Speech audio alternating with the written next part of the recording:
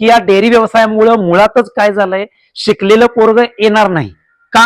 त्याच्या पाठीमागे दोन कारण आहेत. घरचे डेअरी व्यवसायामध्ये पाठवून देत नाहीत. कारण काय, एक तर याच्यात काहीच नाही असं त्याचा अर्थ होतो, किंवा तुझं लग्नच होणार नाही हा दुसरा अर्थ होऊ शकतो.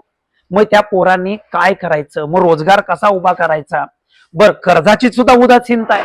तर माझी शासनाला सक्तपणे आणि अगदी त्याच बोलायला झालं तर या सगळ्या शेतकऱ्यांच्या वतीनं माझी एक विनंती राहील की दूध संघवाल्यांना, डेअरीवाल्यांना किंवा पशुसंवर्धन विभागाचे जे काय प्रमुख आहेत, मंत्र्यापर्यंत असतील, हा व्हिडिओ जास्तीत जास्त लोकांपर्यंत शेअर करा.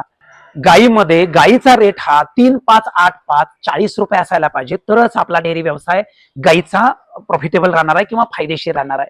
आणि मुर्रा म्हशीमध्ये जर बघायला झालं 6090 हे कमीत कमी 60 रुपये असायला पाहिजे, जो आता 53 रुपये, म्हणजे 5 ते 7 रुपये म्हशीमध्ये या ठिकाणी वाढवायला पाहिजेत आणि गायीमध्ये किमान 5 रुपये या ठिकाणी वाढवायला पाहिजेत.